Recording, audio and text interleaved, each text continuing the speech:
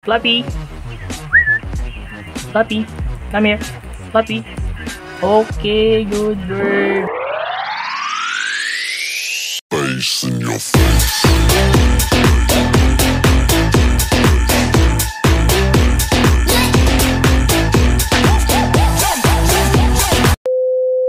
So yun, what's up guys? Ayan, nandito na naman tayo para mag-update sa ating ibon na si Fluffy. So last vlog natin guys, no, nag-training tayo sa kanya. Tinrain natin siya ng walk recall. So yun yung first training niya. So ngayon guys, itong video na to ay magte-training uli kami ng walk recall. Bali, second training niya ngayong araw. So, nung last video kasi natin guys, yung pinag-trainingan natin sa kanya na table ay maliit lang. So, ito yung table na yun. So, ito yung table na ginamit natin sa kanya nung first training natin ng walk recall. Ayan, di ba? Maiksi lang. Ayan, dulo-dulo lang halos. Halos ilang dangkal ko lang to. Ayan o, isa, dalawat kalahati. So, hindi pa nga nakakabot ang dalawat kalahati. So, nung ginamit natin to, sumusunod naman siya sa atin. At pag tinatawag natin siya noon sa video natin nung nakaraan ay sumusunod siya, lumalapit naman siya sa atin. So ngayon gagamitan natin siya ng mas mahaba para makita natin ngayon kung talagang susunod pa ba siya, at saka kung yung pandinig niya ay malayo na yung naaabot, at saka kung yung pangalan niya ay alam niya na rin, no? So yung gagamitin naman natin na table, so ito naman yun. So yun guys, ito yung gagamitin natin na lamesa sa kanya. Ayan, mas malapad, mas malaki, conforme ron sa ginamit natin nung first training niya, no? Kasi medyo maiksi lang yun, so mabilis siyang nakakalapit sa atin. Ngayon susubukan naman natin ng medyo malayo-layo. So dito natin siya ipepesto. So tignan natin kung makakaabot siya dun sa dulo, no? Dito na rin natin masusubukan kung talagang mas gumagana na yung pandinig niya, at kung talagang naririnig niya na rin yung tawag sa kanyang pangalan, no? So ito yung second training niya. Upgrade natin ng konti. Mas malaki, mas malayo. Yan. So simulan na natin yung training ng walk recall niya. Second training ng walk recall. So yun guys, simulan na natin yung second training ng walk recall ni Fluffy. So ito yung mas malaki, mas mahaba. So susubukan natin yung kanyang pandinig, at saka kung talagang lalapit pa rin siya sa atin, no, sa pangalawang training natin sa kanya. So ilabas na natin si Fluffy. So ito na siya. Fluffy. So, ito na. Yan. So ito na si Fluffy. So last videos natin guys ay 10 days na siya sa atin. So ngayon ay 13 days na. Ayan, 13 days na tayo sa pag-aalaga sa kanya. So simulan na natin yung second training niya ng walk recall. So sana marinig niya pa rin tayo kasi medyo mas mahaba ito, no? So simulan na natin. So dito tayo magsimula. Ayan. Baba ko muna yung lagayan niya.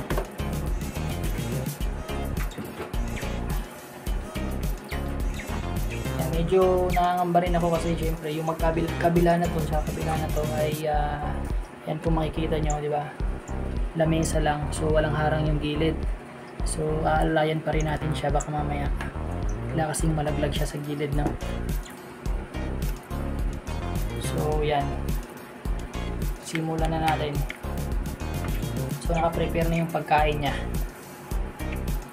So dito ko siya unang ilalagay, papunta dito sa dulo. Fluffy, Fluffy, Fluffy, Fluffy, Fluffy, come here. Fluffy, Fluffy, Fluffy, Fluffy, Fluffy. Good bird. So ayan, lumapit siya sa atin, no? Ayan, lumapit siya sa atin. So, malayo yung distansya niyan. So, narinig niya tayo. So, ibigyan natin ng konti-konti lang.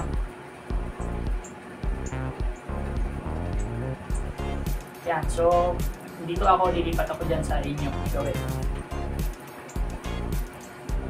So, walang mag-aalalay. Baka mamaya dumiretso. So, ikot natin siya. So, dito tayo. Papi!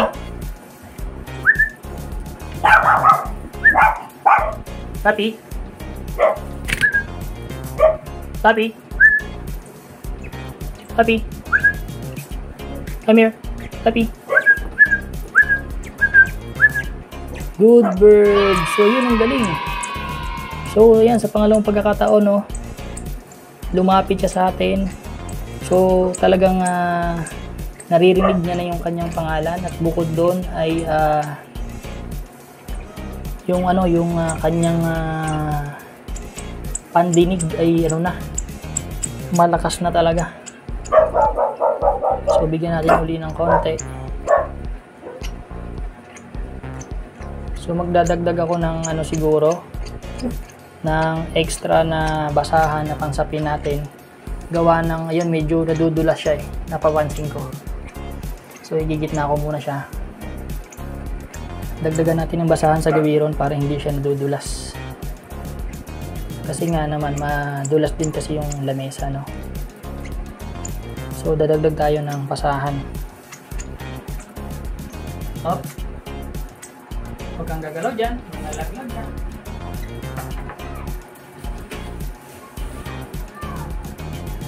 So, yan. Latan tayo ng basahan para hindi siya madulas. Para mayroon pa rin siyang yan.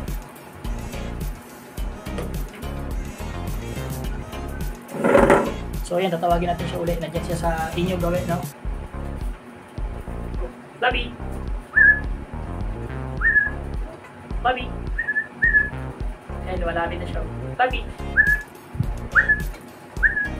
Good girl! Galing na, no? So, talagang na. Ang develop niya talaga paganda ng paganda. Okay. So, kabila naman tayo ulit. Papi! Come here! Come here! Ayan, medyo hindi na siya ganong nadudulas, no? Kasi nilagyan natin ng basahan doon. Okay, good bird!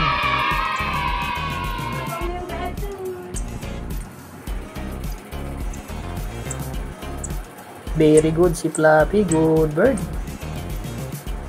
Okay.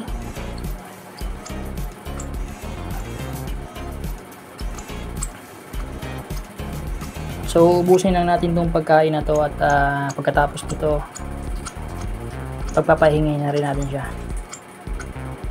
Okay, dito naman tayo sa kabila ulit.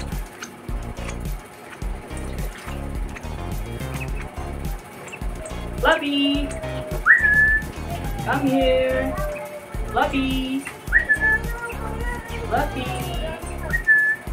Good bird! Good bird! Yan! Galing! Okay. Punas! Punas!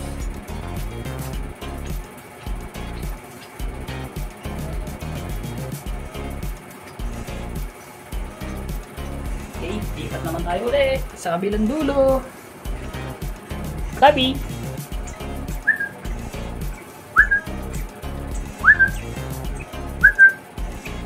Good bird! Napakagaling talaga ni Fluffy. So ayan, second training niya, no? So mas malayo at okay naman, no? So successful uli. Pasadong pasado uli siya. Pasadong pasado. So punasan natin yung mga natapon sa ilalim ng kanyang bibig. Okay. Yan. So dito tayo uli sa kabila. Fluffy! Fluffy! Come here!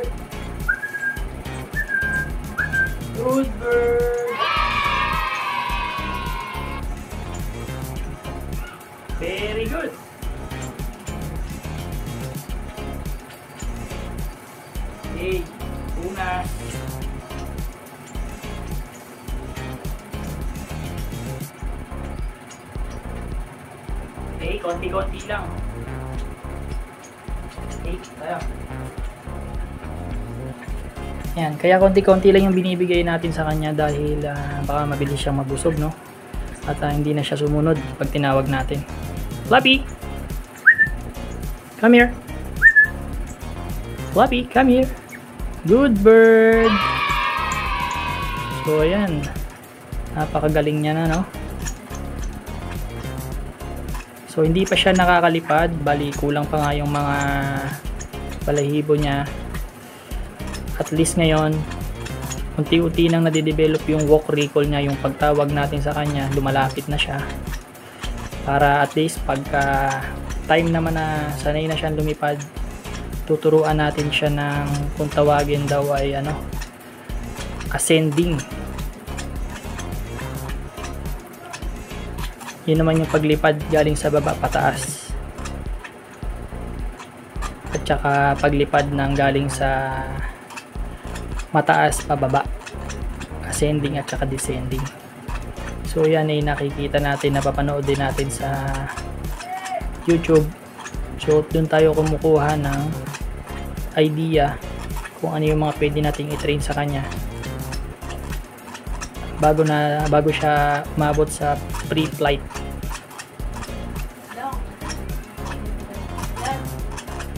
Pa. Hindi mo kay Ate Maite nito sa lulan.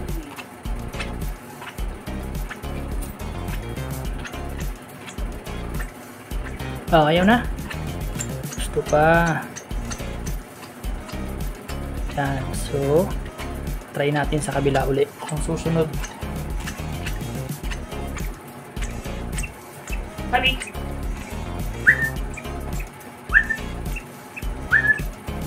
Wabi! Good bird! Good bird!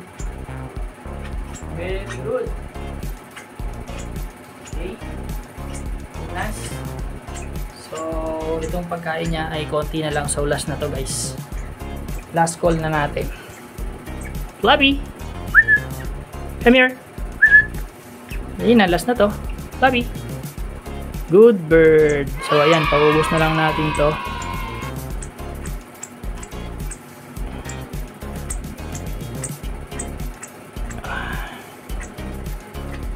Punasan ng mga tumulo, syempre, para hindi tumitigas dun sa ilalim ng leeg.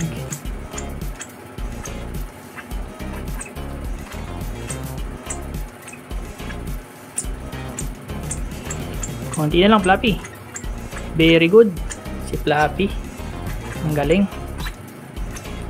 Talagang pero kahit naman na-train na natin siya ng walk recall, so paulit-ulit natin gagawin yan syempre. Hanggang sa masanay siya. Hanggang sa masanay si Flappy.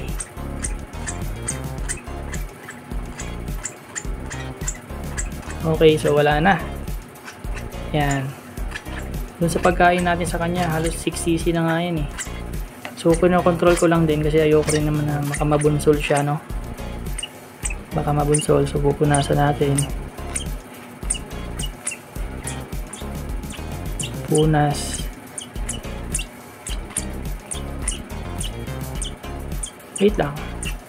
Tanggalin natin yung nasa tuka mo para hindi titigas yan. Okay.